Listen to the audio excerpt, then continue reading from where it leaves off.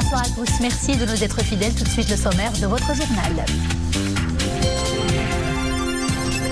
Son Altesse Royale la Princesse Lalla Hasna, présidente de la Fondation Mohamed VI pour la protection de l'environnement, rend hommage devant l'UNESCO à l'engagement personnel et actif de Sa Majesté le Roi Mohamed VI sur les questions climatiques et environnementales. Allocution par visioconférence à l'occasion d'un événement de haut niveau actant le lancement de la décennie des Nations Unies pour les sciences océaniques au service du développement durable. La campagne vaccinale se poursuit dans les 4 coins du royaume. Les premiers bénéficiaires sont les personnes en première ligne dans le combat contre l'épidémie. Les personnes atteintes de maladies chroniques font également partie des premiers bénéficiaires. Nous suivrons un reportage sur les diabétiques à Casablanca. Les travaux d'aménagement de la route côtière Rabat-Harhoura avancent à grands pas. Le projet implique la récupération des espaces heurtant à la voie publique, des espaces jusqu'ici occupés par les terrasses de café, des restaurants et même quelques maisons.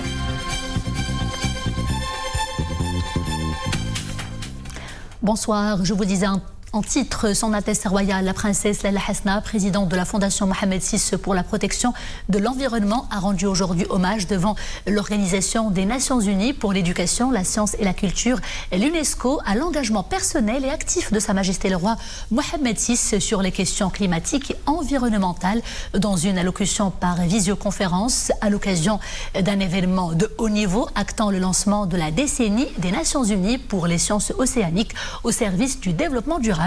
Son Altesse Royale la Princesse Lalla Hasna s'est félicitée de cette heureuse initiative coordonnée par l'UNESCO, initiative qui reflète une prise de conscience du rôle des océans dans notre histoire et de leur importance, que ce soit pour le présent ou le futur de l'humanité. Tout de suite les développements et c'est en compagnie de Mohamed Aïtchkar. And I want to introduce some thoughts now from Her Royal Highness Lalla Hasna of Morocco, who is president of the Mohammed VI Foundation for Environmental Protection. Son Altesse Royale la Princesse Lalla Hasna, présidente de la Fondation Mohamed VI pour la protection de l'environnement, qualifie d'événement fondateur le lancement de la décennie des Nations Unies pour les sciences océaniques au service du développement durable. Son Altesse Royale la Princesse Lalla Hasna qui témoigne ensuite de l'engagement fort en la matière de Sa Majesté le Roi Mohamed VI. In Morocco, I am in a position to bear testimony. Au Maroc, je suis bien placée pour témoigner de l'engagement personnel et actif de Sa Majesté le Roi Mohamed VI qui a pris l'initiative de créer la fondation que j'ai l'honneur de présider sur les questions climatiques et environnementales. Thanks to His Majesty's leadership, Morocco is today... Grâce au leadership du souverain, les énergies renouvelables au Maroc constituent désormais une priorité essentielle. En tant qu'hôte de la COP22 de Marrakech, le Royaume a apporté son appui déterminant à plusieurs initiatives, telles la ceinture bleue pour la pêche et l'aquaculture durable en Afrique. For sustainable fishery and aquaculture in Africa. La décennie que nous lançons, précise encore Son Altesse Royale la Princesse Lalla Hasna, apportera les connaissances scientifiques de haut niveau dont nous avons besoin pour mieux protéger nos mers et l'extraordinaire biodiversité qu'elles abritent. Elle permettra une solidarité scientifique mondiale dont notre continent, l'Afrique, a grand besoin. The Mohammed VI Foundation for Environmental Protection. La Fondation Mohamed VI pour la protection de l'environnement que je préside est à la fois fière et enthousiaste de rejoindre l'alliance de la décennie pour les sciences océanographiques. Elle prendra très à cœur son rôle et sa responsabilité dans cette alliance. À titre personnel, je suis honorée de parrainer cette alliance et d'œuvrer conjointement avec vous en faveur des mers et des océans. For the benefit of seas and oceans. Through my humble person, le Maroc, par mon humble voix, remercie les Nations Unies pour cette initiative à laquelle nous contribuerons activement. Et pour conclure, Son Altesse Royale la Princesse Lalla Hasna souligne que le Maroc portera avec l'Alliance cette décennie de savoir au service des océans pour le présent et pour les générations futures. I wish you every success. Wassalamu alaikum wa rahmatullahi ta'ala wa barakatuh. Organisé par la Commission océanographique intergouvernementale de l'UNESCO, cet événement de haute facture a été inauguré par le secrétaire général de l'ONU, Antonio Guterres, la directrice générale de l'UNESCO, Audrey Azoulay, le prince Albert II de Monaco, le président du Kenya, Uhuru Kenyatta, et la première ministre norvégienne, Erna Solberg. L'événement a été clôturé par le président du Portugal, Marcelo Rebelo de Sousa. Cet événement mondial a été donc marqué par le lancement de l'Alliance de la décennie pour les sciences océaniques, un réseau d'éminents partenaires de la décennie de l'océan qui ont affirmé leurs engagements envers l'océan pour la décennie à venir. S'il y a un secteur qui a été sévèrement touché par la crise du Covid, c'est bel et bien celui du tourisme. Les statistiques à l'échelle planétaire ont chuté de manière spectaculaire avec les campagnes vaccinales entreprises dans plusieurs pays. L'année en cours est amorcée sous le signe de l'espoir d'une reprise. Le Maroc, partenaire clé de l'Organisation mondiale du tourisme, est au cœur d'ailleurs de ces dynamiques. Une lettre d'intention a été signée entre l'Organisation mondiale du tourisme et le ministère marocain de tutelle. La signature s'inscrit dans le cadre des travaux préparatoires de la 24e session de l'Assemblée générale de l'OMT. Nesrine El-Hamdaoui pour les développements. Par ce document signé aujourd'hui, le Maroc et l'Organisation mondiale du tourisme affichent leurs intentions de permettre à la 24e Assemblée générale de l'OMT de tenir ses travaux à Marrakech, au courant du 4e trimestre de cette année.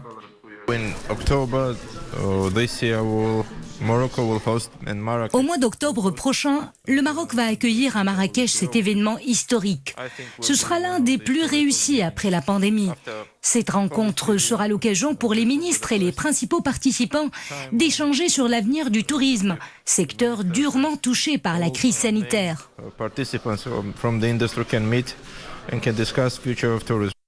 L'heure est à la mobilisation pour que cet événement touristique mondial tienne toutes ses promesses et annonce de meilleures perspectives.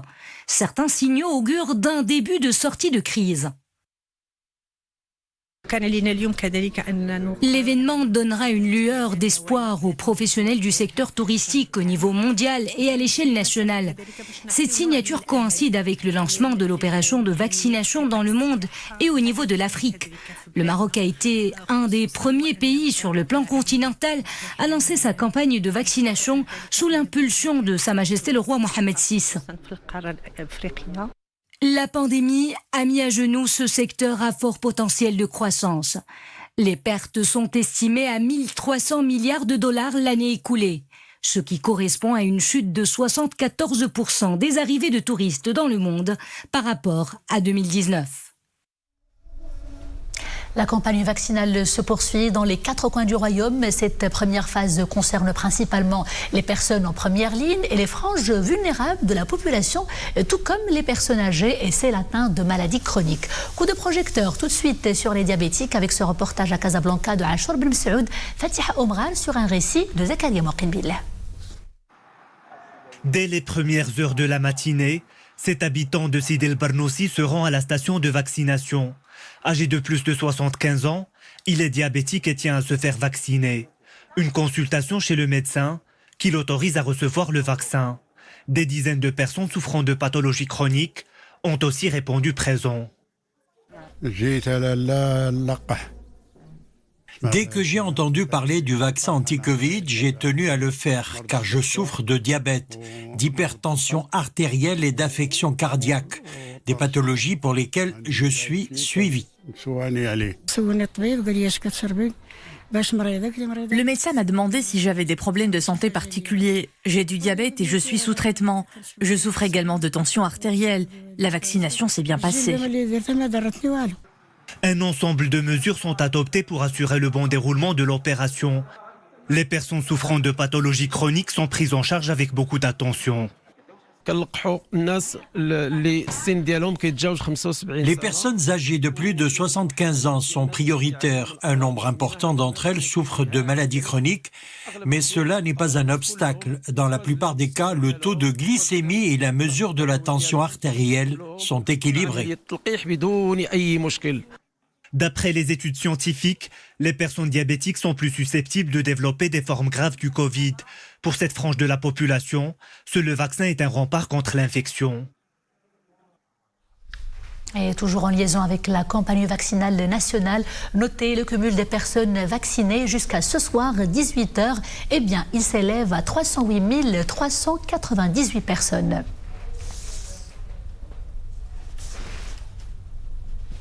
Faisons à présent le point sur le bilan journalier du Covid-19. Pour ces dernières 24 heures, le ministère de tutelle dénombre 774 nouveaux cas de contamination, 14 décès, un taux de létalité qui se maintient à 1,8% et 933 nouvelles guérisons. Le total des cas actifs s'élève pour sa part à 12 944 personnes. Et pour ce qui est du nombre total des cas sévères ou critiques, eh bien, il se chiffre à 650 personnes. 57 personnes sont intubées. Pour cette campagne vaccinale d'envergure, vous le savez, notre pays a opté pour 2 vaccins, celui du géant chinois Sinopharm et celui d'AstraZeneca. Et selon une récente analyse des essais cliniques réalisés par l'université d'Oxford, le vaccin développé par le laboratoire d'AstraZeneca peut réduire jusqu'à 67% la transmission du Covid, et cela dès la première dose déjà. L'étude précise également qu'une seule injection offre un niveau élevé d'efficacité qui persiste pendant au moins 12 semaines. Les résultats de cette étude confirment également que le fait de laisser un intervalle plus long entre les 2 doses semble améliorer plutôt que dégrader la protection à long terme, concluent les chercheurs. Et pendant ce temps, la course à la vaccination s'accélère sous d'autres cieux. La Russie, par exemple, cherche à augmenter la production de son vaccin Sputnik V, et cela à l'étranger. Selon une annonce faite aujourd'hui par le Kremlin, le vaccin Sputnik V est efficace à 91,6% contre les formes symptomatiques du Covid. La chancelière allemande Angela Merkel se dit ouverte à l'idée de recourir au vaccin russe en Europe après la parution de ses résultats scientifiques. Retour à l'actualité nationale avec les travaux d'aménagement de la route côtière s'étalant de Rabat à Harhora, des travaux qui vont bon train. La deuxième tranche porte sur la réalisation du trémie et le dédoublement de plusieurs ponts. Et pour cela, la libération du domaine public s'impose. À Harhora, par exemple, les services communaux se penchent actuellement sur les travaux de récupération des espaces qui empiètent sur la voie publique, des espaces jusqu'ici occupés par les terrasses de café, des restaurants et même quelques résidences. Voyez ce reportage réalisé par Amin Sharqawi ou Wafa Al-Yaqoubi sur un récit d'Iman Ablou. Cette résidence sacrifie ses murs extérieurs pour dégager la voie publique et laisser la voie libre aux travaux de réaménagement de la route côtière au niveau de la commune de Harhora. Une démolition nécessaire pour permettre aux autorités compétentes de réaliser une trémie.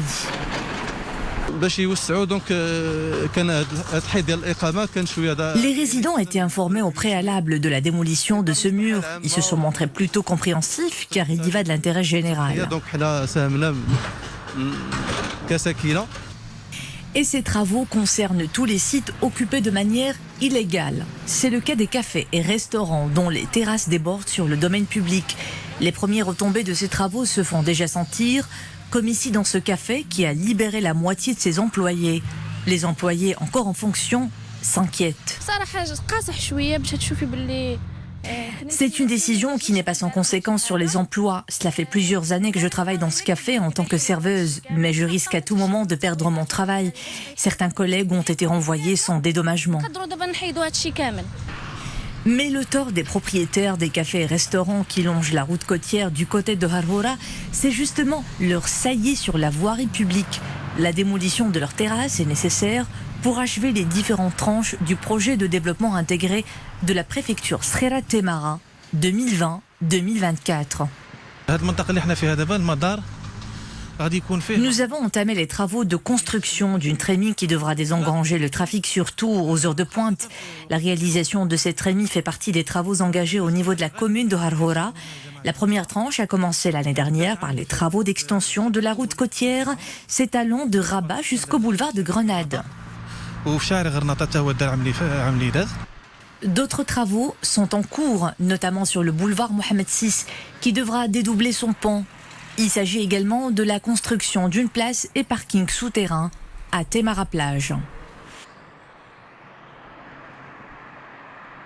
Usagers de la route, retenez bien cette information. À partir de ce soir, 21h et jusqu'à après-demain, vendredi, la circulation sera suspendue provisoirement sur le tronçon autoroutier Rabat-Ain Ateq suite aux travaux de pose des poutres au niveau d'un échangeur. Selon un communiqué de la Société nationale des autoroutes du Maroc, pour les itinéraires alternatifs, ADM souligne que les clients usagers qui voudront par exemple emprunter l'autoroute vers Casablanca depuis Temara, eh bien, ils sont priés d'emprunter la route régionale R322 ou la route El Fellah en passant par la ville de Harhora et puis rejoindre l'autoroute via l'échangeur de Ain Ateq. Et les clients usagers qui voudront emprunter l'autoroute vers Rabat plutôt depuis Temara, eh bien ils sont priés d'emprunter eux la bretelle d'entrée vers l'autoroute depuis le boulevard Grenade. Conclut le communiqué d'ADM. Zoom sur le secteur agricole à présent. Les dernières précipitations promettent une bonne saison agricole. Les professionnels de la terre se mettent actuellement au traitement phytosanitaire et à la culture de leurs champs avec un moral au beau fixe. Exemple tout de suite dans la province de Khnefra avec Ahmed Fadeli et Mounia Marouche. Des étendues verdoyantes à perte de vue. Dans la province de Khnefra, l'impact des dernières précipitations se fait déjà ressentir. Après 2 années consécutives de manque de précipitations, la pluie a fait renaître l'espoir chez ces céréaliculteurs en plein traitement phytosanitaire de leurs champs de céréales. Nous avons cultivé au mois de novembre le blé, l'orge et l'avoine. Nos cultures se portent bien grâce aux dernières pluies. Nous tenons à bien désherber notre champ pour avoir un bon rendement. Là, nous allons également cultiver des légumineuses comme les petits pois, les fèves et les pois chiches.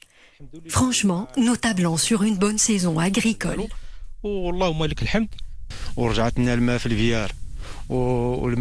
Après les dernières pluies, les puits sont pleins, les nappes phréatiques sont alimentées et nos champs sont bien arrosés. Les dernières pluies ont également un impact positif sur les cultures fourragères et les troupeaux sont les premiers à en profiter. 200 000 hectares de terres pastorales se trouvent uniquement dans la province de Khnefra. Les éleveurs ne seront plus obligés d'acheter des fourrages car les pluies ont favorisé le couvert végétal.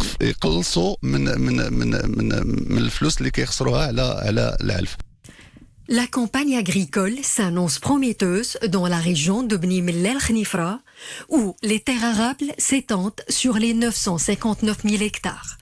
Pourtant, la réalisation d'une très bonne récolte est tributaire des conditions climatiques favorables pendant les saisons hivernales et printanières.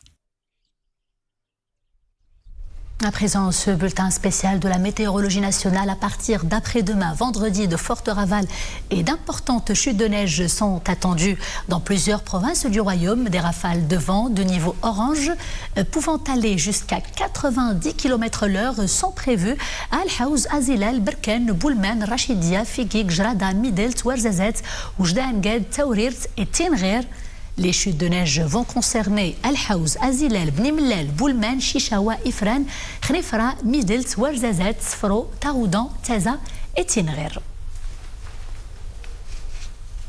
Sport football avec le CHAN qui se poursuit au Cameroun. Dans moins d'1 heure, nos joueurs locaux vont croiser le fer avec ceux du pays hôte, les Camerounais. Le match sera joué avec un moral au top puisque les Lions de l'Atlas, comme vous le savez, ont retrouvé la forme des grands jours après une timide performance pendant le départ de la compétition. Boubkar Ben Rabret.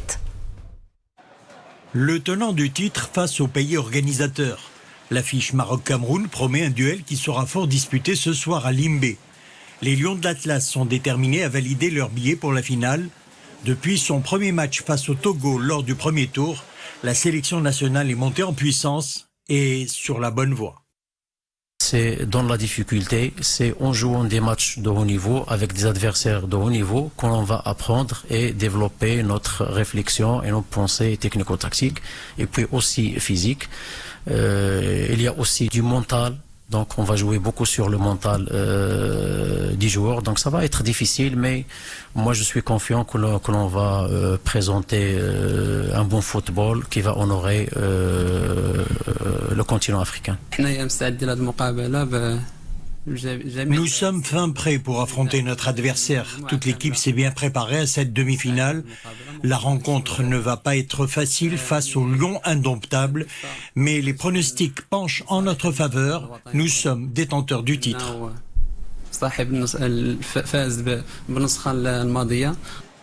Les hommes d'Ammouta, après avoir retrouvé le rythme de croisière, doivent sortir la grande artillerie face à des lions indomptables qui ont poinçonné pour la première fois leur ticket à ce stade de la compétition. Lorsque vous arrivez, vous atteignez les demi-finales, c'est parce que vous avez des arguments à prévaloir. Donc, j'estime qu'il y aura un très bon match demain. Mais comme je l'ai dit tout à l'heure, nous sommes décidés à passer et c'est ça qui nous anime. Une affiche donc rugissante face aux lions indomptables. Les lions de l'Atlas partent favoris en signant un parcours sans faute depuis le début de la compétition avec 2 victoires et un nul. Et oui, l'adversaire est certes redoutable, il a le privilège de jouer à domicile, mais rien n'est impossible. Nous souhaitons bien sûr à nos locaux beaucoup de chance et de courage pour aller jusqu'au bout dans cette compétition continentale et pourquoi pas remporter cette année encore cette compétition.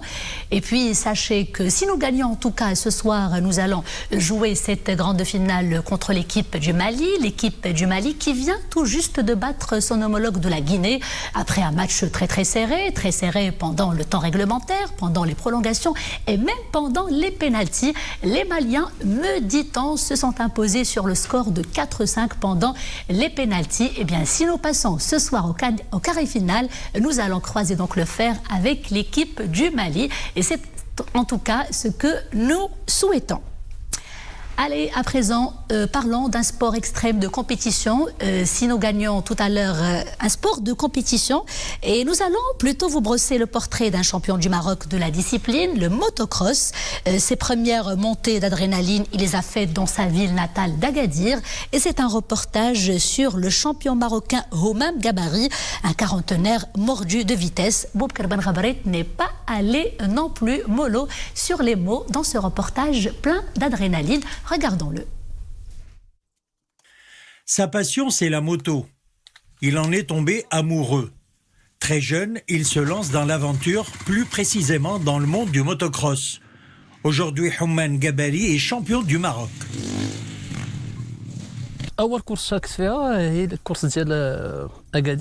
Ma première course en moto remonte au début des années 90 à Agadir.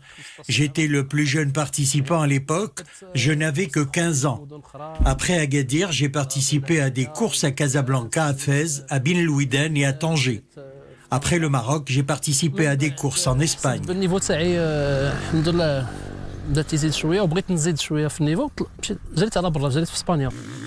L'Espagne a été la première étape d'une longue carrière à l'international.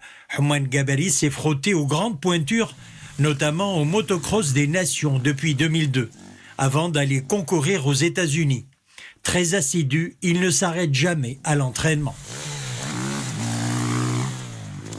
Vous savez, c'est un sport qui demande beaucoup d'endurance. Le motocross est un sport extrême.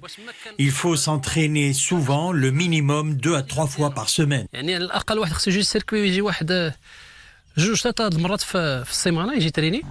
À 45 ans, Houmam Gabari garde toujours l'esprit enduro, avec un seul objectif, monter un jour sur la plus haute marche du podium au niveau mondial. Et c'est la fin de ce journal. Merci d'avoir été des nôtres. Je vous dis à demain, toujours avec grand plaisir. D'ici là, portez-vous bien.